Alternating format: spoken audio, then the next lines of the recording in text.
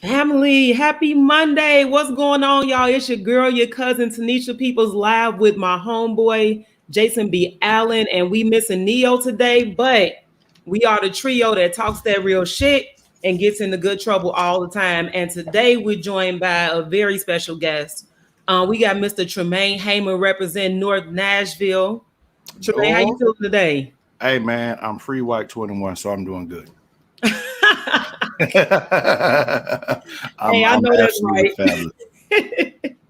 Man, fam, tell us how y'all feeling in the chat box. It was an historic weekend, a long weekend for many of us. Some of us it shouldn't have been, but it was a long weekend for a lot of us. And let's talk about it. Let's get into current topics, and let's talk about the Juneteenth being a federal holiday. How do y'all feel about that?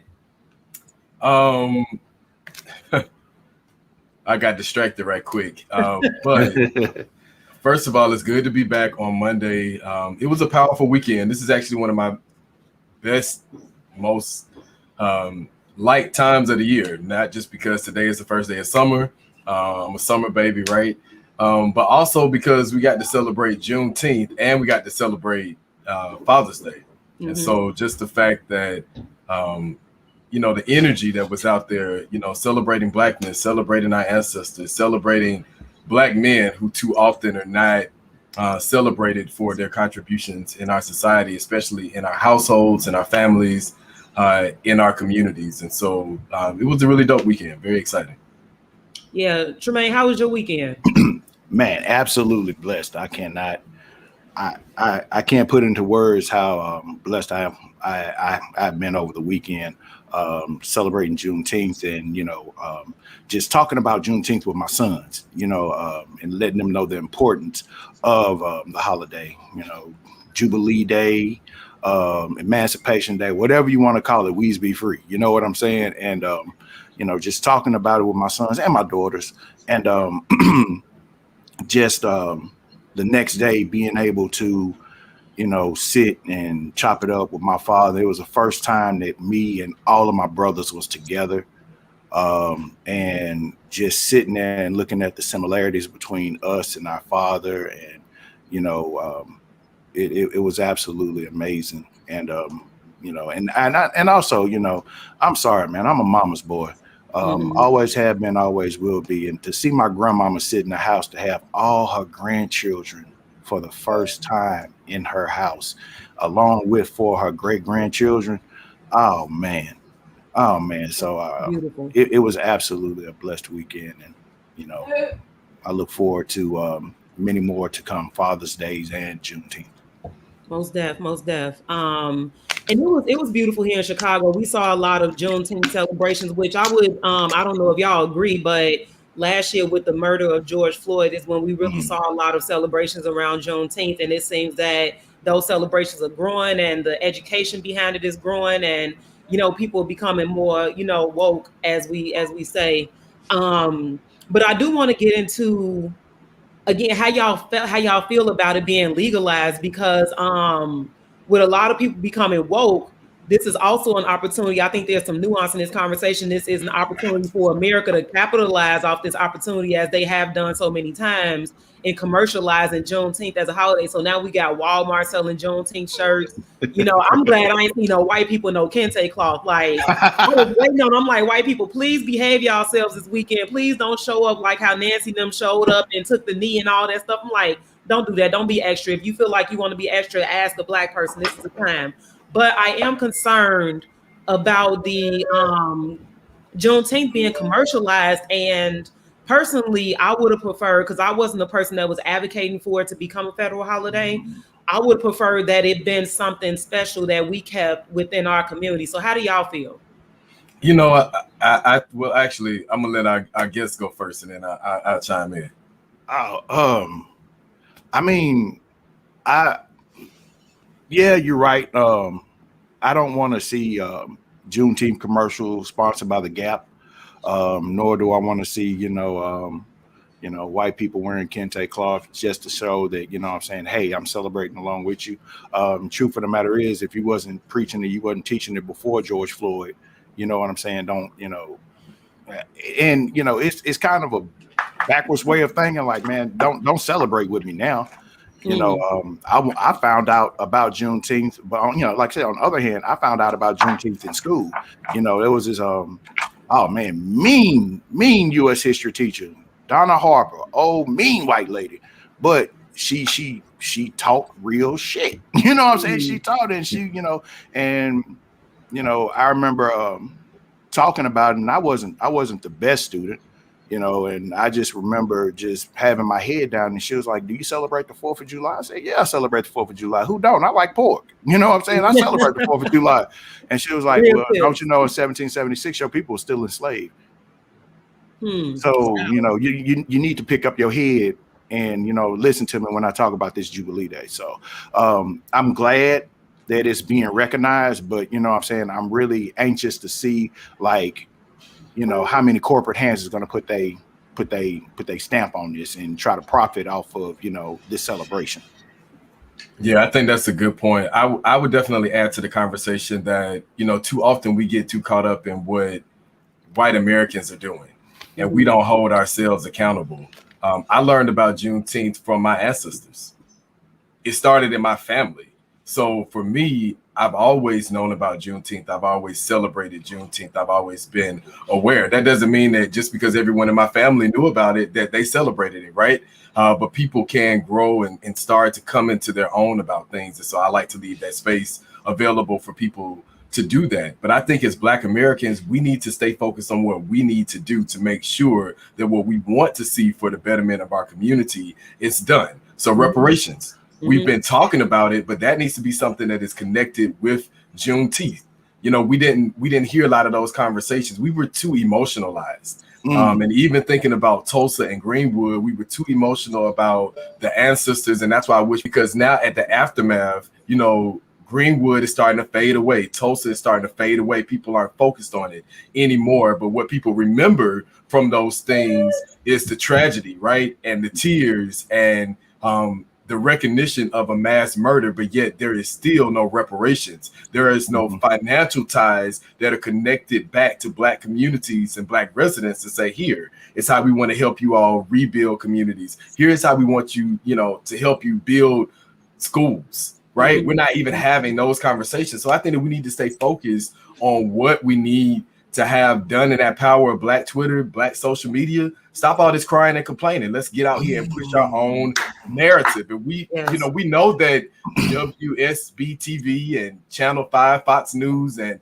11 Alive and Oprah own all that, right? They're going to tell their stories. But if we want to tell the true stories, then we got to stop the crying and stuff on social media. Oh, they're not going to do this, and let's do it, right? Not to say that that's not going to happen, and let's take this as it is. Call them out, yes. But also call out the fact that, hey, we have the power, right? There were our ancestors that lived long enough through, the massacres and the, atrocities against Black Americans to say, hey, I want to push for a national holiday for Juneteenth. We got it. Bam. Now, how do we get the reparations? How do we get the money? How do we get the things that are owed to our ancestors that should have been given to us?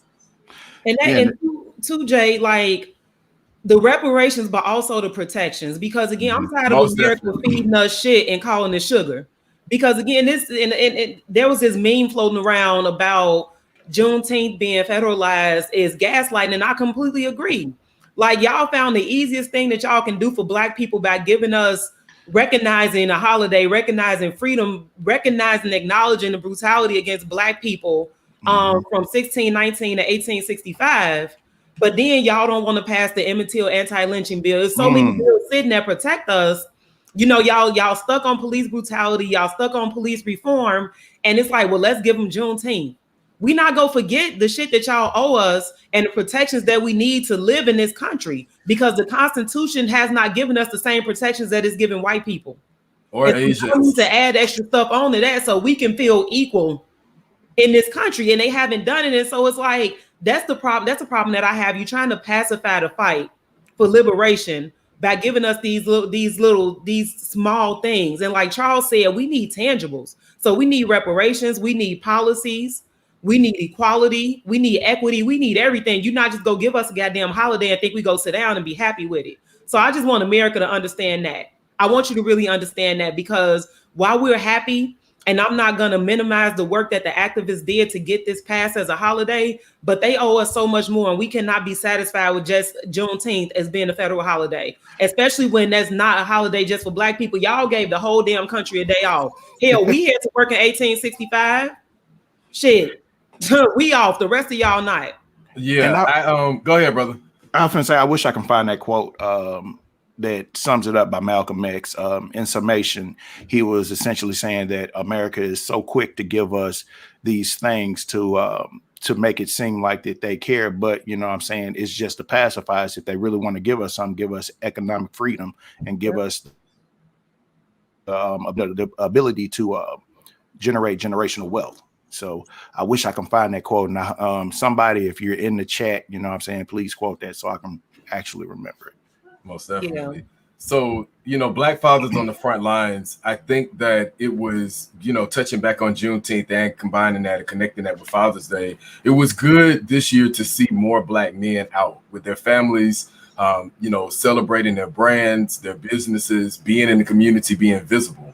I think that that's one thing that as a people, we have to be, especially Black men, we have to be more conscious about the narrative that the media is portraying, you know, about us. And this is what I teach my students, right? Like, we know the variables. America knows its role. America is driving the narrative. So how do we get the people to drive the narrative? And too often in these situations, I see, Tanisha, I've talked about, you know, my studies of the civil rights movement, and really in particular of Baldwin, of Dr. King, of Malcolm, of the freedom movement, et cetera, so forth. What were the failures? We know the successes, right? We know what America wants us to know and what America wants us to see, but they don't want us to focus on the failures, because the failures will highlight the importance of emotionalism. We cannot be emotional about these conversations. Yes, the narrative is Black men aren't good. Okay, well, listen, I don't own any of these media companies, but let me tell you how I can change the narrative. I change the narrative by A, B, and C. And so we have to be able to change our mindsets around these things. Glad that Juneteenth is a national holiday. However, just like with Dr. King's Day, that's the day of service. Most people are out doing something to the community. But we also have to look at what Dr. King said about the beloved community. He didn't want it to just be a day. He wouldn't want a day where he's being honored. He would want it to be something that's continued. Like, on this day, what are we pledging to say that we're going to do this? And then in February, how are we following up? In March, how are we showing up? In April, how are we changing things? And so that's what we have to do, I believe, with Juneteenth, is to change the narrative around what we want, how we get it, and what this looks like. And again, supporting Black-owned businesses, supporting Black schools. Like, there are things that we have had in place for years that Black people can be doing to ensure that we have the economic power that we need. And then America needs to come back, right, and do what it needs to do. And so I think it's a step. This is also politics. So not, you know, Biden, they do have work to do, right? But I also acknowledge the fact that it's a little more to Black people with this country. And if they pass the Emmett Till and the voting rights and the George Floyd and did reparations all at one time, who gonna live to see it?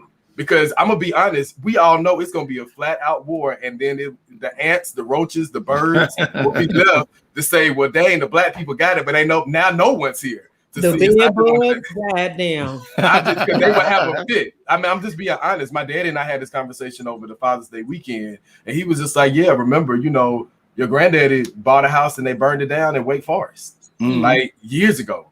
So imagine if they gave us the voting right like that passed, and then Emmett Till anti-lynching bill, like they would have a fit. It would be an on-fledged race war. And so I think that the Biden administration, along with activists and along with the people, we need to be very strategic about the next couple of months and the next year about how these bills are being discussed, how they're being, supported, and how do we move for them to be passed so that Black people are, in a sense, protected by policy. Because I'm just being honest, I don't feel that hate of Black people from those who choose to hate us is ever going to go away. But how do we combat that?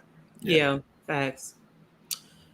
Well, y'all, this was a great conversation. Well, great, start off to the conversation, and shout out to we talked about Juneteenth.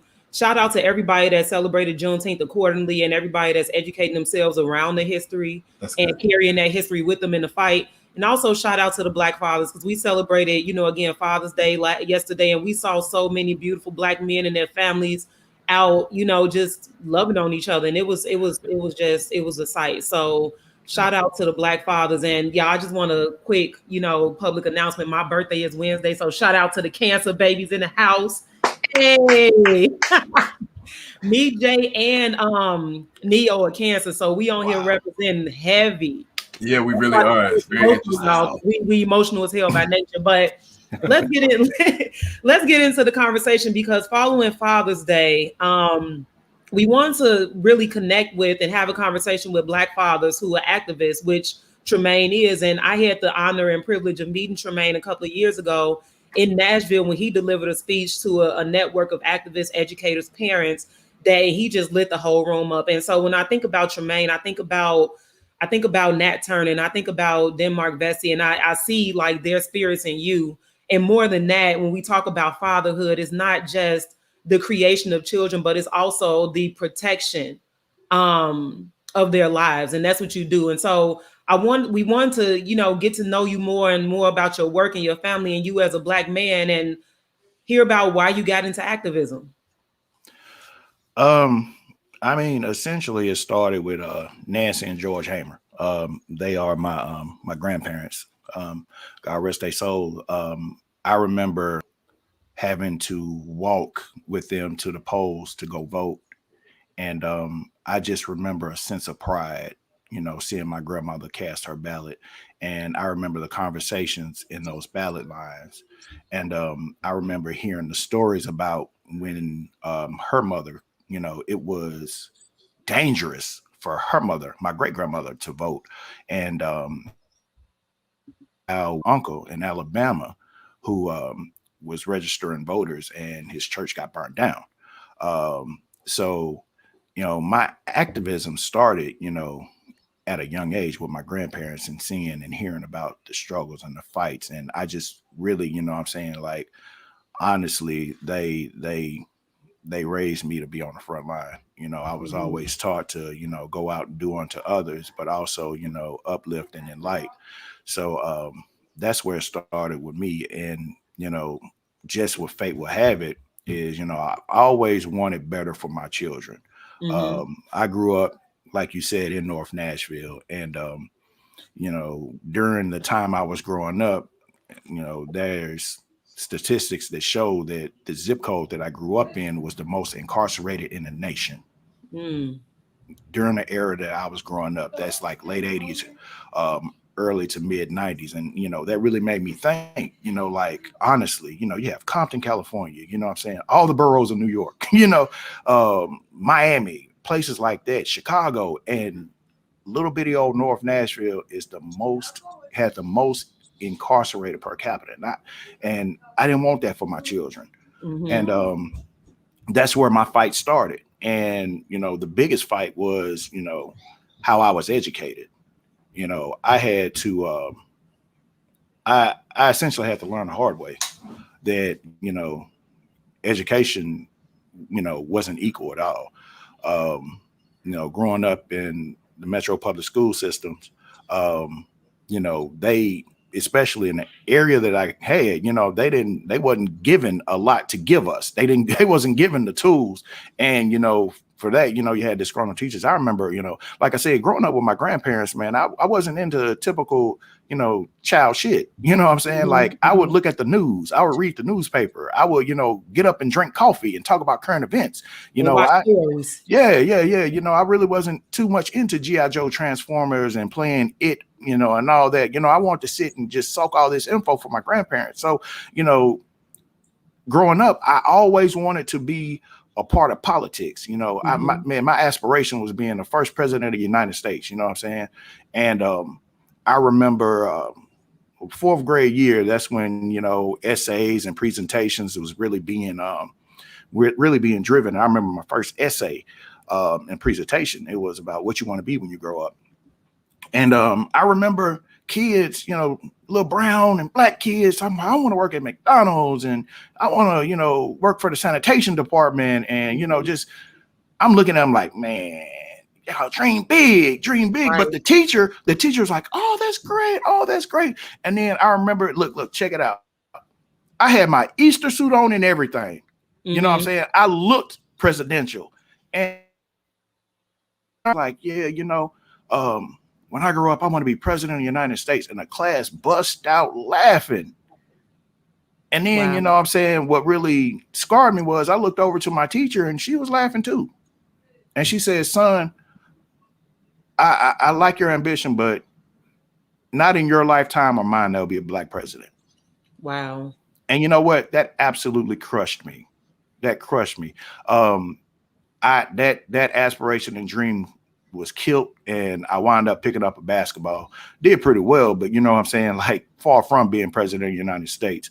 And you know, I didn't want my children to go through it. So I went from my fourth grade year all the way up to my junior year of high school. I was just slow motion. I was just there. You know what? Why?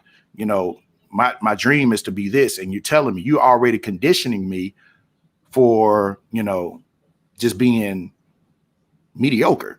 You know, I wanted to be up here, but you telling me I'm right here. So, and I had teachers that tried. Like I said, you know, Donna Harper was one of my favorite teachers, man.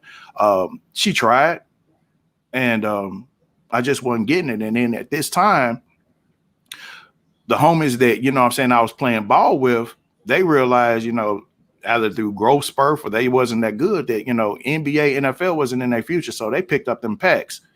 But me, you know what I'm saying, I still had those NBA, NFL aspirations, and I was pretty good.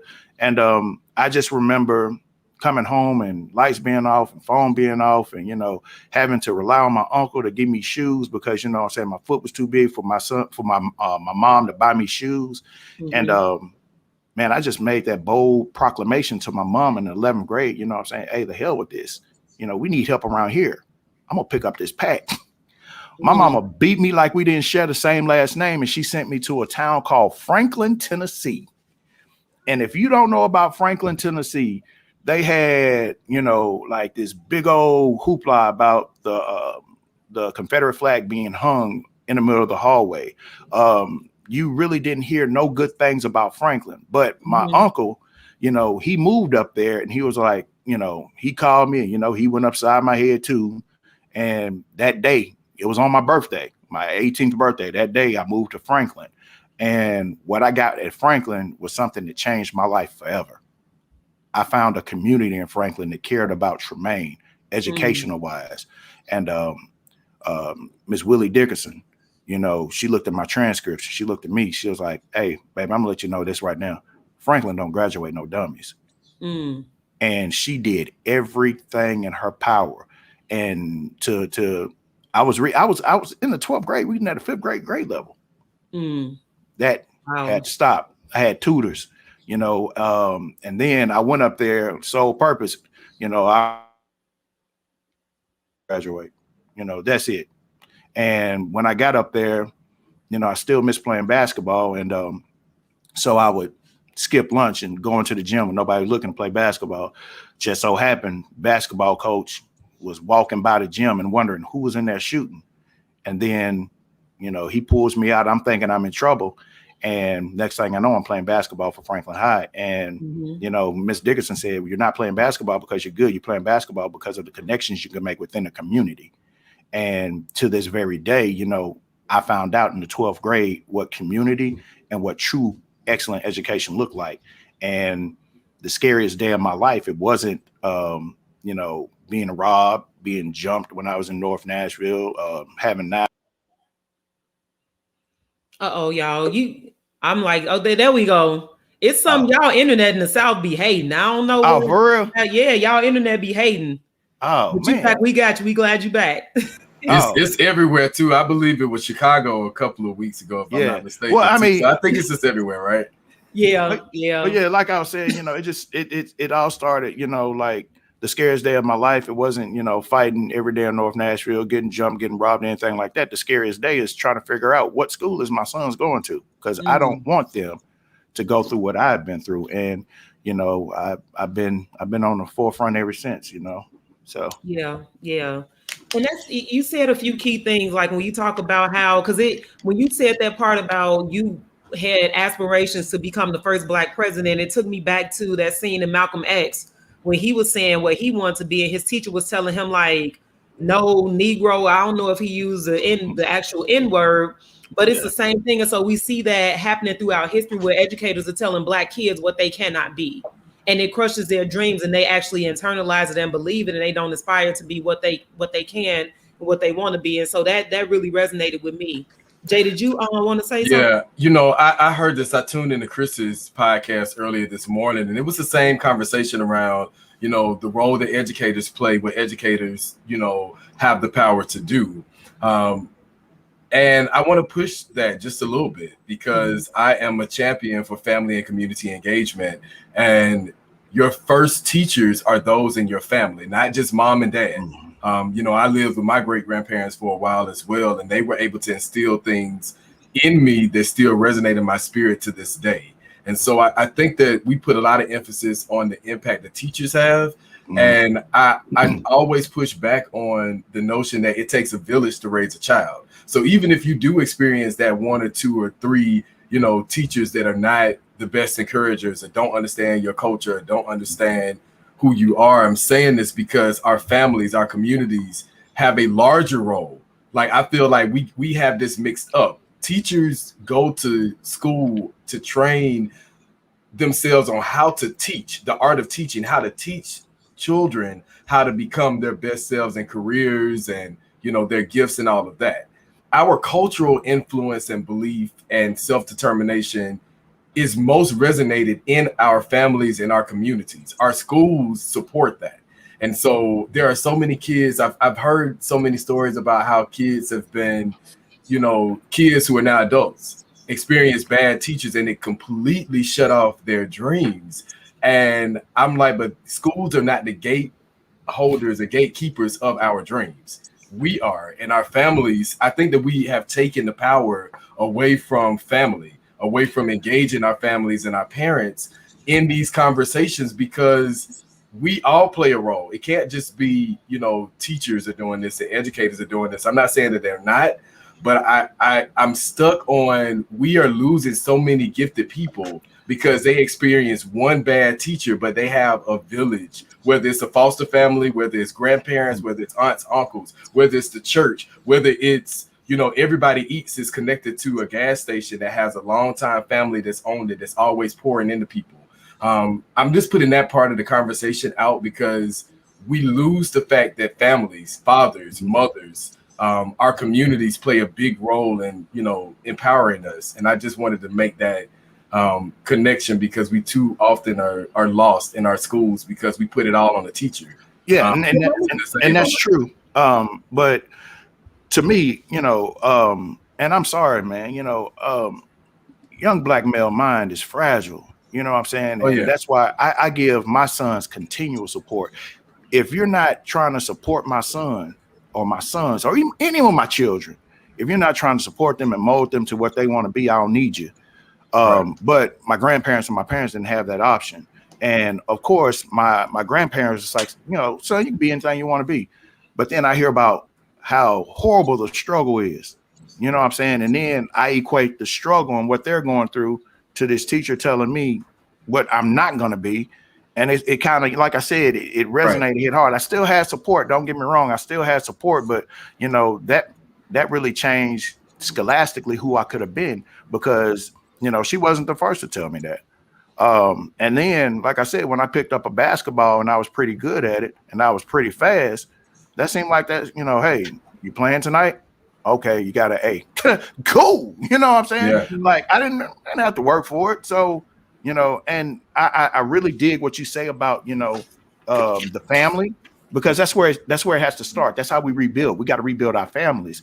And this talk about critical race theory. I'm sorry, if the first time you hear about the critical race theory is in schools, you're in trouble, because I've been hearing about it from my grandparents, great grandparents, and my parents. They are my critical race theory. So I really feel that to gain any type of progress, we must first focus on, our homes and our community and ourselves, and then come up as a collective of our demands. Because right now you find too many communities and too many people have too many demands, and their demands are better than the other, groups. And next thing you know, we got too many ads. Now let's all get together and let's come up with this plan so we can all, get what we need to get so we can go where we have to go. And this one of the things that I want to bring up. It made me think of also two things that happened that I kind of saw this weekend, right? So, and let me organize my thoughts. So on Saturday, I saw a group of young people get out of the car, and they had drinks in their hand. They had dark liquor. They couldn't have been no more than like 23. And I was concerned because the driver was like all up on the curb about to hit my car. So I'm watching. Then they come back, they get out of the car, or they come back out of the house that they went to, 3 of them, and they had a toddler with them. Still had their drinks, clearly tipsy, right? Then they get in the car, they got some weed. They done rolled up, they finna smoke in the car with this toddler. So I'm already irritated because I'm like, why y'all doing this around this child, right? But then make matters worse, they pull off with the child in the car, no car seat, smoking, drinking in their early 20s. So I'm like, that's jacked up, because it's like they clearly have no regards for their lives, the lives of their child, or anybody else's, right? So another piece was yesterday I got to kick it with my family, which was always does like great things for my heart. And it was an opportunity to be around my little cousins. With the pandemic, we haven't been able to spend as much time together. And although I'm a woman, I pay particularly close attention to my younger male cousins, because I understand that they are the targets, the number one targets of a country and systems that hate them. And so I really want to check in with them to see how they were doing, if they needed anything, because y'all know me, like I'm here for the kids and I'm doing the work.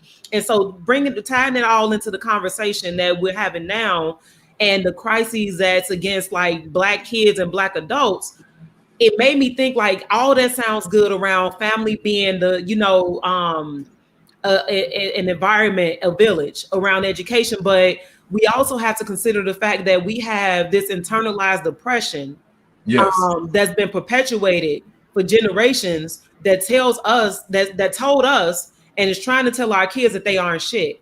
And so how do we combat that? Because we can't ignore that force. It's larger now because you got media saying it, you have the schools saying it, you have the country saying it in their laws and their state sanctioned violence, as my sister Kia always says, against Black people, and our kids are seeing it more. But then you got the homeboys in the hood saying it too, like, man, hey, fuck school, come sell these drugs, because that in itself is saying, hey, you ain't gonna be shit, so you might as well come over here with us and just like throw your life away. And so how do we combat all that? Because we have less, I guess, structures or systems or groups telling our kids that they're gonna be something, and more that's telling them they're not. And so we got to think about that too. And like Tremayne, you gave a few examples, but I want to talk. We had a question about the crises that kids are facing nowadays, and I think that's really one of them. Is that everybody around them and everything around them is either telling them or showing them that they ain't gonna be shit. And so we're telling them who to be, and we're telling them what. We're telling them what to do. We're telling them what to think. So I was taking notes, right? That's the teacher in me. I'm taking notes on what Tremayne was saying so I could follow up on a couple of things I felt like, hit home. Here's the reality. In public schools, we don't teach Black children, let me say this. We don't teach Black children, especially Black boys, to be leaders. Now, if I could go back through my 17 years, Black girls have always been leaders. That you lead the line, you do this. We're always giving them things because they may be mature. They may be, a little bit more mature than boys, having to help out at home and do other things. And not to say that there were not boys who were doing that, but I have seen that we are more in tune with Black girls to elevate them in leadership than we are with Black boys. Sports is the go-to. Okay, you got a book. I can't tell you. I was a bookworm. I got a book in my hand. I'm reading, and it's like, oh, you need to put that book down and go play basketball. And I'm like, oh, so I need to prove something to you. So then when I go out there and I hit the court, now I'm not saying I was, MJ, right? But I could hoop. Like I was very into sports, but it was like, oh, that's the little skinny dude, and he's nerdy because he's always reading a book or always exploring something or always doing this. And so we just don't allow kids to be kids. We don't really engage them. And so what I've learned, in elevating the Atlanta Student Coalition is that engagement is key at home, and in school. And so I'm gonna leave this and come back to another point later, but it's the relationship of teachers and parents.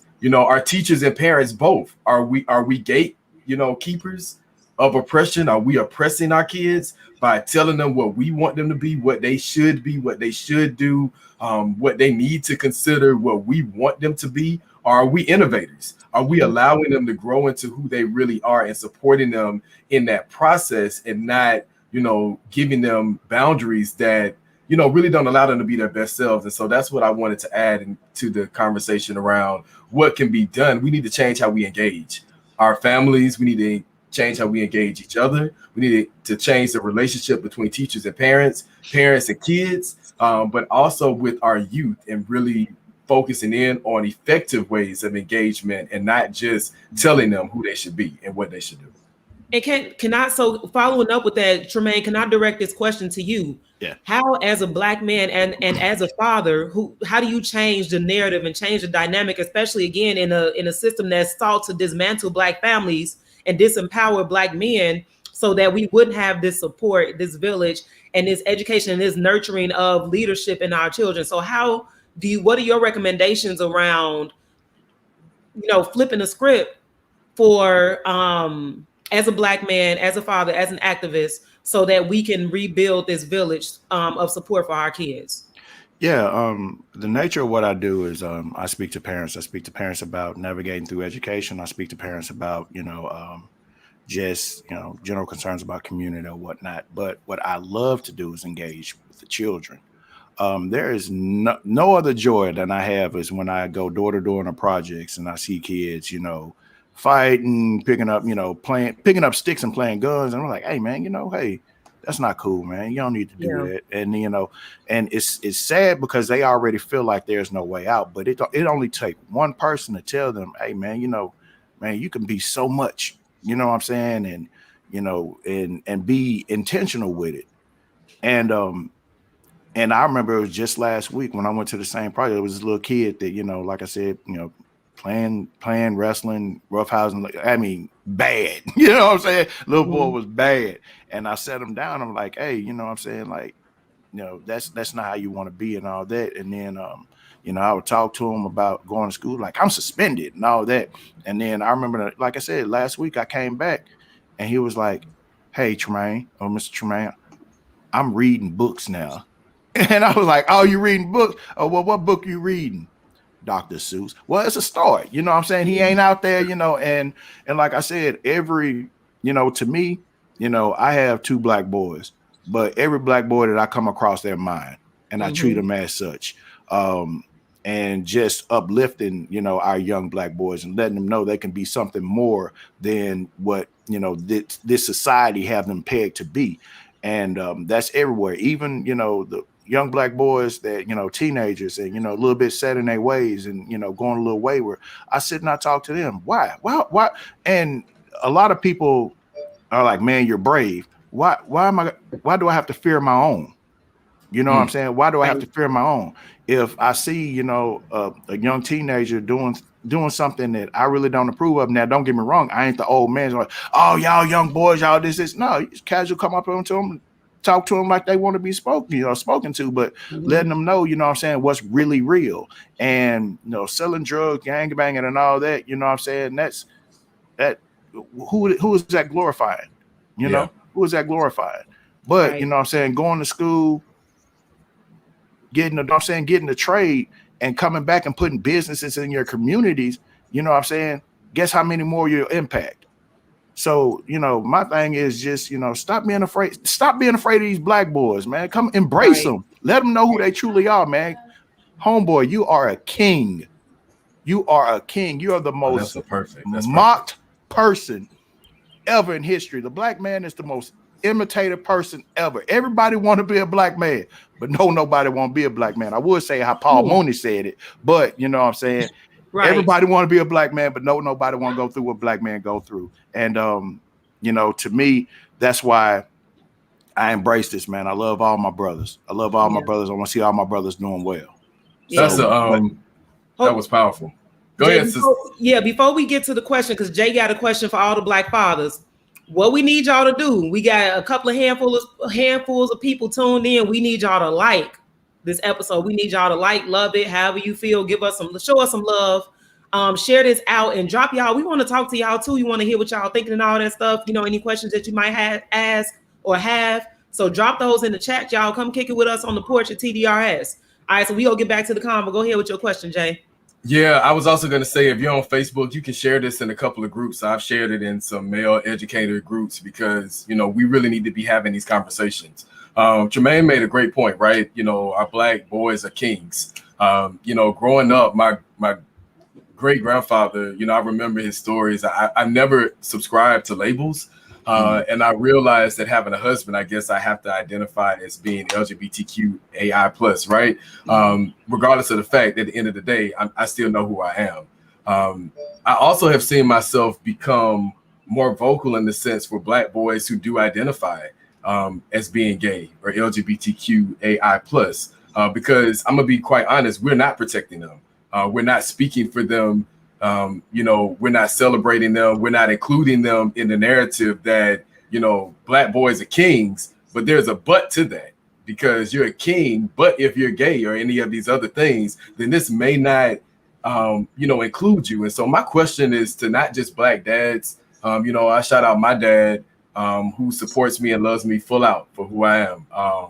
And my uncle, my cousin, is, you know, a few years younger than me, and he's gay. And I salute my dad and my uncle who are business owners, and they have gay sons that are out here, you know, doing the thing. But I have other cousins who, you know, are younger than me, and their dads are homophobes. They don't have the same stories. They don't have the same experiences. And so my question is around, what can we do to really empower all of our black boys who don't feel comfortable with being who they truly are, because they have seen what a lot of people in Atlanta saw this weekend.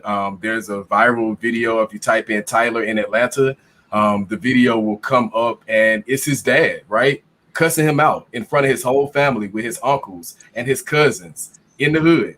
I was like, oh, wow, this Atlanta made the news on Father's Day weekend in Juneteenth. Why, Jay? Yeah. Huh? Why did they cuss him out?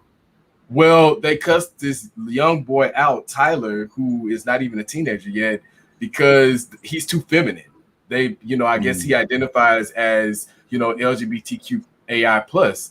And, you know, like slapping him in the face on, first of all, they were recording this. So they wanted him to be able to go back and see, like, if you continue to act feminine or do this, then your dad and your uncles and your cousins and the elders would, like, it was crazy. And some of the activists, when they talked to his mom, he's in foster care now.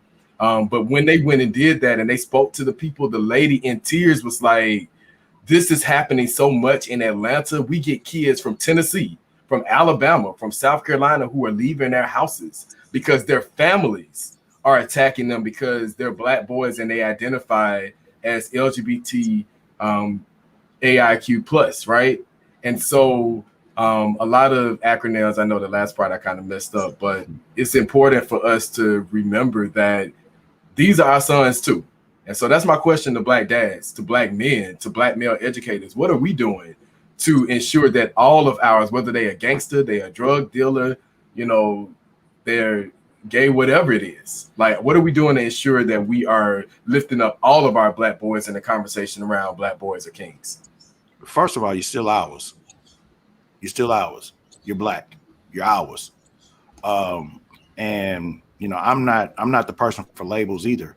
But you know, I feel like, you know, the discrimination and the hate, you know, for, you know, the LGBTQ plus community, you know what I'm saying, that's horrible. And you know, I feel like, you know, there are people who disagree with the lifestyle, but they still love and have compassion for, you know, the people who live that. And, you know, I feel like I don't care who you are, what you identify as. You are a young Black male. You know, you need to be guided and mentored, you know, by, you know, another Black male, because in the end, you know, either be gay or whatever, you know, you're still a Black male. Society will still look at you like a Black male. And, you know, I just feel like, you know, we got to be intentional with all our brothers.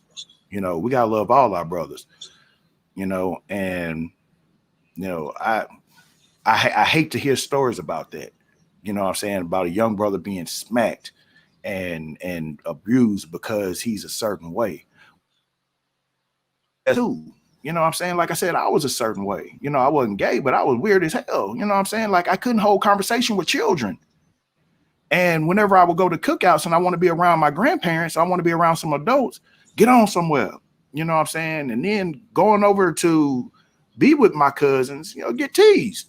You know, old man baby, retarded, all that stuff I was called. You know what I'm saying? So, and that's I guess, you know, in going through that trauma, that's what developed me who I am right now. You know what I'm saying? Because guess what? You more than what people say you are. You know what I'm saying? Words can only do so much. And it's kind of like, you know, even with my sons, with my oldest son, he's 13, he's a teenager now, 6 foot tall. So I said, son, you know. That's okay. Dang, I was like, that was powerful too. And then you cut right there. That Nashville internet clap back real quick though. So while he's coming back on, there he is. Go ahead, brother. All right, I'm back. Yeah. But I tell my son he's not cute no more. He's 6 foot tall. You know, police and society's gonna see him as a Black man now. So you know, just get ready and prepare him for what's going on, but also let him know that, hey, whatever happens, you know, you've been taught and I got your back. And I would like to have the comfortability to know that, you know what I'm saying, my neighbor, if I'm not around, my neighbor can watch out for him. And, you know, Jason, if I'm in Atlanta and, you know, and you're down and you need, you know, somebody to help mentor you, I got your back, and so on and so forth. So. Yeah, that's dope, brother. I appreciate that. Go ahead, sis. I know you wanted to say something. Yeah, because beyond like, because it's a lot of stuff happening. It's like deja vu or something, this conversation. But because we're having this divide in Chicago amongst, and this has been happening all over the country in the Black community between, you know, the younger folks and the older folks. And I am, in this point, believing that we really do have to kind of let go of some of this back in the day mentality, right? Because back in the day no longer exists. This is where we are now. So we are in a day where young people are very different, where, you know, there are non-binary roles. We have to respect that. We have to respect people as people and what they want to be called and how they want to be treated. And so we're not even talking about them just being identifying as LGBTQ plus anymore. We're talking about people who are saying, well, I don't identify as any, you know, a specific gender. I don't, you know, all that stuff, and that needs to be respected. And so it really bothers me when we're talking about when you hear people talk about Black Lives Matter, but not all Black Lives Matter, only some Black Lives Matter, because in my religion, your life doesn't matter because you do A, B, C, D, E. Or in my socioeconomic status, your life doesn't matter because you make this amount of money or you live here. We got to stop all that shit. That's why we're divided as a community. And so if we're talking about Black Lives Matter, all Black Lives Matter, whether their life is gay, whether their life is poor, whether their life is on drugs, whatever the case may be. And so that goes along with what you're saying, Jay. Like, we got to protect Black people, period. Regardless of if you agree with the lifestyle. And two, let go of back in the day. Because back in the day, we were indoctrinated by westernized religion that told us all this stuff was wrong, that told us we were supposed to be enslaved, that told us we were inferior, subservient. We got to let all that stuff go and start thinking for ourselves and build our communities as beautiful as we are, as the people that we are. We have to. And so that's my plea to people in that moment. That was my little soapbox moment. Like, give people the respect and love that they deserve, because all Black lives matter. No matter if their life looks different from yours, it matters just the same. Yeah, you know, sis, I was going to add that, you know, this is what I teach my students. And it's so silly, right? You've heard the Atlanta student coalition speak on this. Back in the day, it's saying that we taught our kids that people are, Lord, I almost cussed, that people are a color. You black, you white, you red, you yellow. I'm a human. It goes back to what the National Parent Union pushes, that we are a human race. We're not even teaching our children, right? If we want to be quite honest, like, we're not even teaching our children correctly. We're going by what a nation says, we're united, right? And we're to be respected as we unite. But are black Muslim fathers talking to black Christian fathers? Like, let's go there, right? Like, are we sharing our best practices? Like, I have a gay son in a heterosexual, quote unquote, normal family, but are those dads actually talking to other dads? Like, but yeah, this is my son. He's like completely dope. Like, he's doing all this, and he's gonna have a family when he gets older and still have kids. Like, are we sharing, these stories? And so as we come to the, kind of close of our conversation today, that's what I want to throw out there to people. Like, how are we as black people working? We want the Democrats and the Republicans, like, are we going to be like them and not be able to work across the aisle on simple things that we know people need? Or are black people in our communities going to say, hey, I know you're Kojic, I know you're Presbyterian, I know you're traditional Baptist, I know you're Muslim, you're non-denominational, you're this or you that? Are we going to cross aisles and say, hey, but our children are suffering, our people are being shot, we're victims of abuse in our households, whether it's mental, emotional, physical? What are we going to do about that? And so I feel like we have a great opportunity, right? We talk about Juneteenth celebrations and celebrating blackness. Well, black fathers are not often celebrated, but they're also not prepared and supported to actually lead a family, to actually lead, children that may be not what they envisioned them to be, but they're still great. So I just wanted to add that to the conversation too. Yeah. And that's most definitely important. What I'm saying? Conversation. Be willing to talk to your conservative brother. Be willing to talk to your Muslim brother. Be willing to talk to your gay brother and sister. Be willing, though, because black people, and I don't want to get on my black people soapbox because I hate getting on that soapbox, but I mean, we need to get out of this I ain't fooling with him mentality. You know what I'm saying? I ain't fooling with him because such and such and such and such. Even with these groups, you know what I'm saying? You find you got really powerful groups out there that don't fool with each other. You know what I'm saying? So it makes me question, what are you doing it for? Are you doing it for the people? Are you doing it for, your notoriety and your selfish gain? So hey, look, it's a lot of that going around these days. It's like it's greater than COVID. But go ahead. Man, way greater than COVID. But like I said, man, we all just need to bless each other, man. Don't matter what your sexual preference. It don't matter what your political preference. Don't matter what your preference. Period. We all melanated people. We all should be one. We are one nation. Yes. We're one nation, and we're beautiful people. And once we get everything going, you talk about reparations being the cause of a civil war. No, when we get together and we don't even need no money. You know what I'm saying? Because we done so many things without money. Only thing we need to do is just come together on one accord and make one demand, and then make another demand, and then just watch how the world will react. We don't need money to do that. They already, they already gunning us for being as strong as we are. That's why I'm free, white, and 21.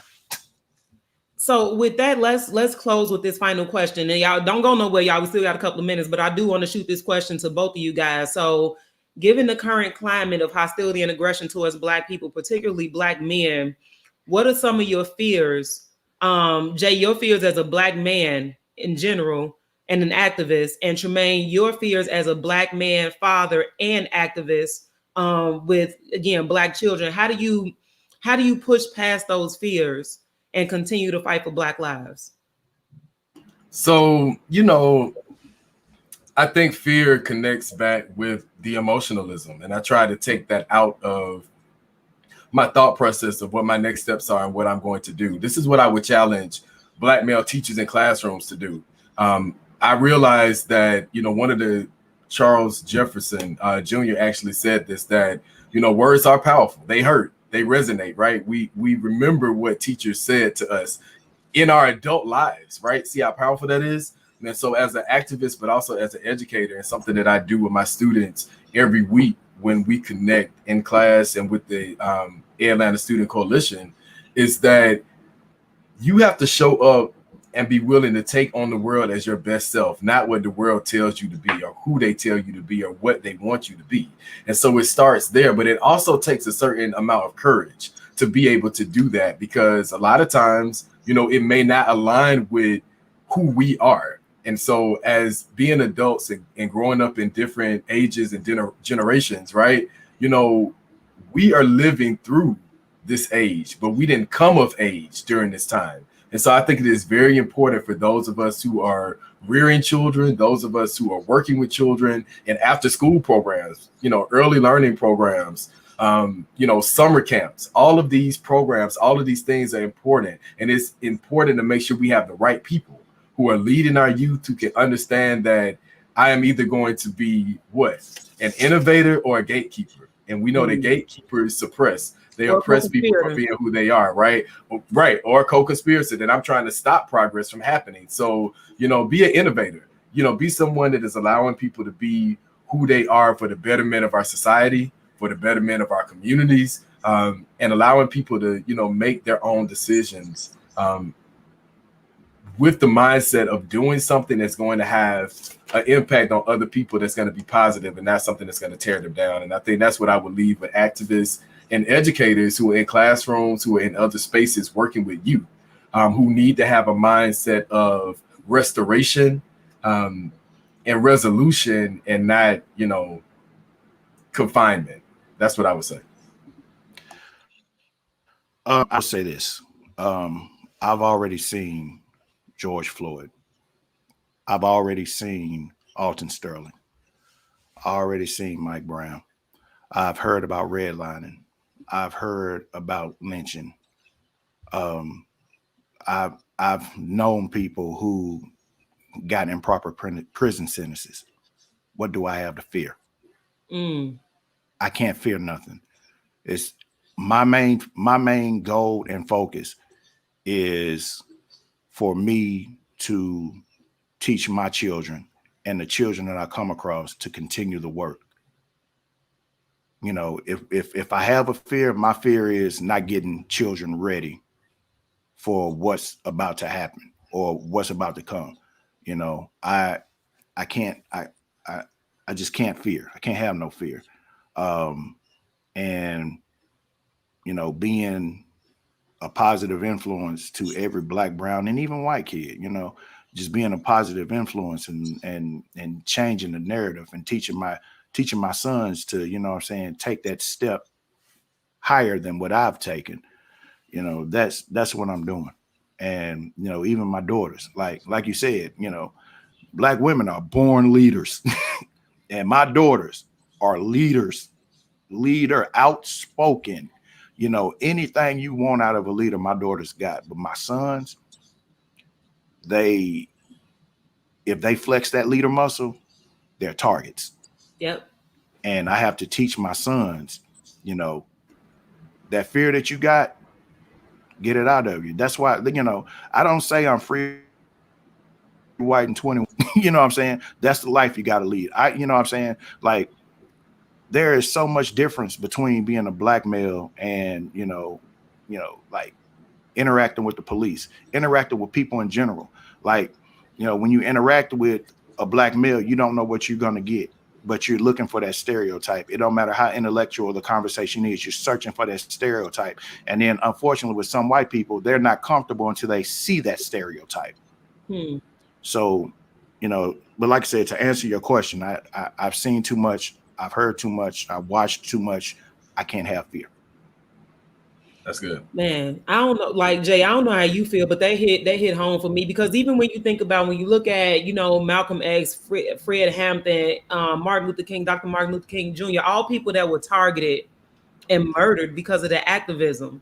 Yeah. You know, that in itself, those murders were committed to instill fear in anybody aspiring to liberate the Black community. But Tremayne, that piece, like, that just did. Yeah, it hit though. I mean, that did it for me. Because either way, it's almost kind of like, well, either way, if y'all gonna take me out, I might as well go out, you know, fighting, right? Making sure that whoever left behind me is like, gonna have what they need to fight a little, you know, to fight a little bit longer. Like that's that's only one way to look at it. You know, everybody is not built the same, and I acknowledge that. I respect that. For those people who are woke, right?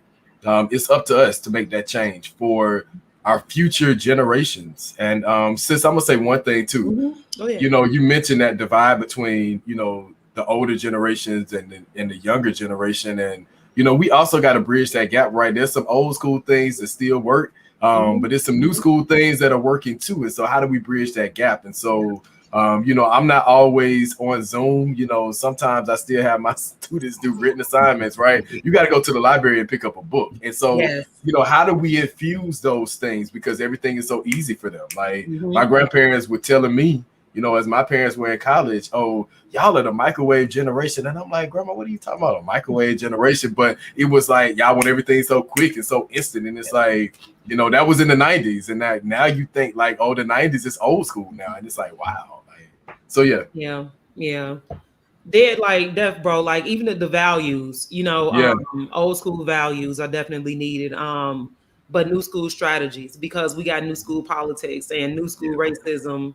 And you know, we gotta fight that with new strategy. So we had our time, y'all. Unfortunately, y'all, we gotta go. It was a dope conversation. I'm glad we talked about Black fatherhood and celebrating Black men. Yes, most definitely. I appreciate you guys having me, man. It's always fun. That Tennessee family, I was like, that's not too far from us. I mean, when I was like, okay, I got some good friends in Tennessee, and I'm always looking at the data of our homeless population. And I don't know what it is with Tennessee, but we get the most of our youth from Tennessee. Like I don't know if they're shipping them in vans or what. Let me take that back. I do know a lot of them are coming on the Greyhound. So whoever is funding that, they could open up a shelter. All that money they spending every week. Same thing from Chicago. You know, we coming in on the midnight train to Georgia. You know, I'm like, damn, the whole Chicago and Atlanta all the time. But y'all. I mean, maybe we definitely need a family reunion. And I come from up north. You know, come down south. We go kick it. Meet in the middle. Yeah, meet in the middle. Listen. I don't know what's the middle. Missouri? Child, nobody want to go there. Nah, I don't know about Missouri. I don't know about that either. I know Josh shares the link. Memphis. Yeah, we could. I could. They got good food too. Shout out to Miss Carpenter and the Memphis. Auntie. She say cuz, but no, Sarah Carpenter. That's auntie. She knows she auntie. She knows. Man, I love Sarah Carpenter, and you know why I'm giving shout outs.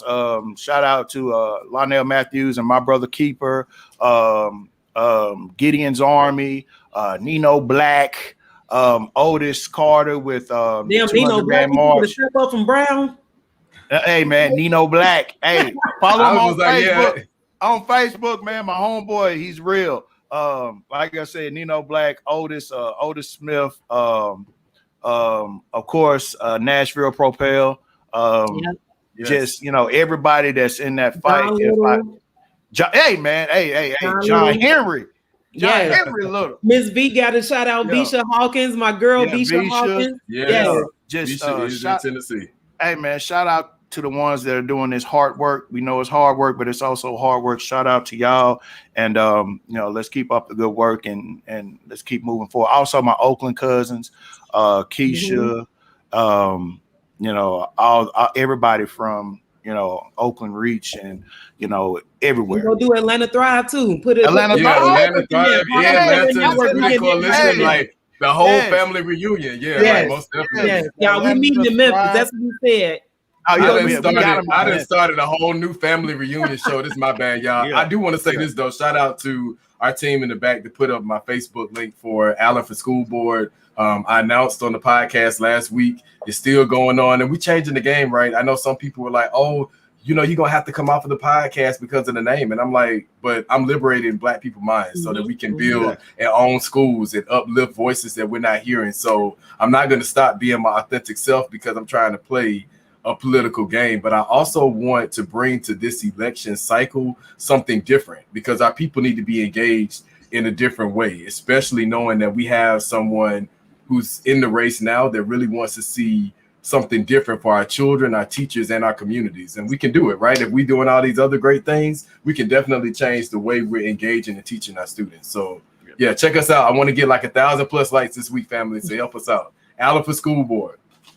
All right, y'all. Okay, we gone for real, y'all. Again, shout out Alan for school board. Shout out to our brother Tremayne Haymer for joining us.